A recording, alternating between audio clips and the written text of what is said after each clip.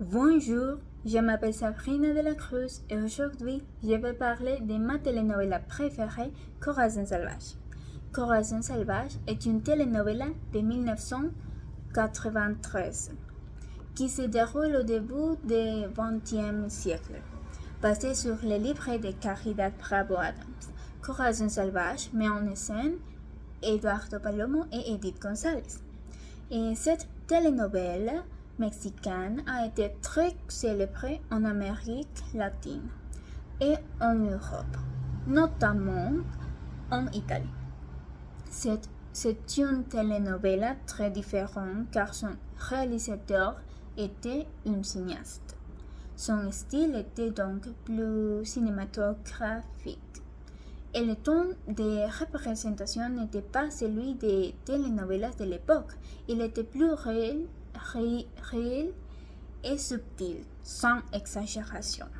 L'histoire est celle de Juan del Diablo et Mónica d'Altamira.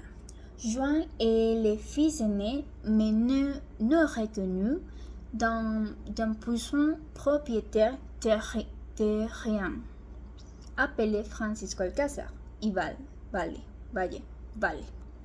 Mónica est la fille de Dona Catalina, veuve d'Altamira. Mónica était fiancée à Andrés Alcázar Rival, le plus jeune fils de Francisco. Mais lorsqu'André a grandi, elle ne s'est pas souvenu des fiançailles et lorsqu'il est revenu au Mexique après ses études à l'étranger, il est tombé amoureux de la sœur cadette de Mónica, Aimée. D'autre part, Juan, sans savoir qu'Aimée et André étaient fiancés, tombait amoureux d'Aimée et lui demandait l'épouser et lui promettait de l'attendre, car Juan partait pour un voyage très important afin d'obtenir l'argent pour offrir à Aimée la vie qu'elle méritait. Mais Aimée a épousé André et Mónica, par amour pour André, décide de tout faire pour qu'André ne l'apprenne pas la relation de Juan avec Aimée. Mais les choses se compliquent et Mónica doit empêcher André d'organiser son mariage avec un homme qu'elle ne connaît pas.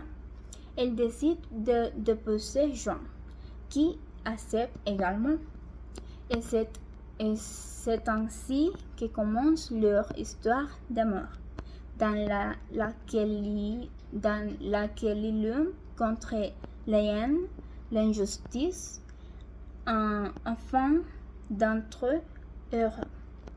Avec personnages en avant sur leur tombe, une histoire d'amour et de haine et de vengeance, Corazon Salvaje est ma telenovela préférée.